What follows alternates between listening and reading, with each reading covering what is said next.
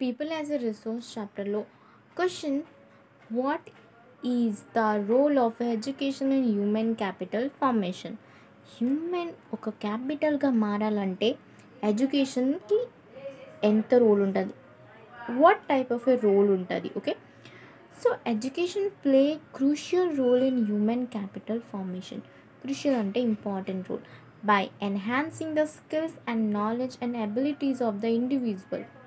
So ఇప్పుడు మనం చదువుకుంటే మన స్కిల్స్ ఎన్హాన్స్ అయితే, మనం స్కిల్స్ నేర్చుకుంటాం, నాలెడ్జ్ పెరుగుతుంది, మన అబిలిటీస్ మనం పెంచుకుంటాం.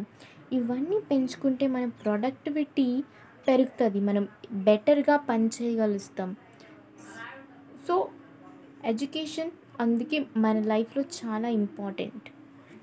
మనిషిగా హ్యూమన్ డెవలప్మెంట్ కూడా ఇంపార్టెంట్ అండ్ ఫర్ క్యాపిటల్గా మారడం కూడా important. So there are key roles in education play. Education చాలా ఇంపార్టెంట్ రోల్స్ ప్లే చేస్తుంది మన లైఫ్లో. సో అవన్నీ ఏంటి? ఎడ్యుకేషన్ ఇంకా skill development is not a different thing.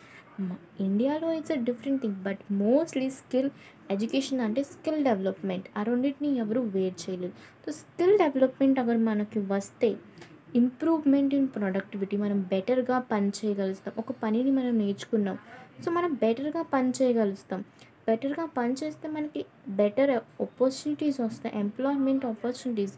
మనకి బెటర్ ఎంప్లాయ్మెంట్ ఆపర్చునిటీస్ వస్తే సో మనం బెటర్గా పని చేయగలుగుతాం. బెటర్గా పని చేస్తే ఇన్నోవేషన్ ఇవన్నీ మేనేజ్ ఇవన్నీ బెటర్గా చేస్తే మనకి ఎకనామిక్ గ్రోత్ ఉంటుంది, మనకి శాలరీస్ పెంచుతారు అండ్ ఇన్కమ్ ఎక్కువగా చేయగలుగుతాం. దానివల్ల మనకి ఎకనామిక్ గ్రోత్ అవుతుంది.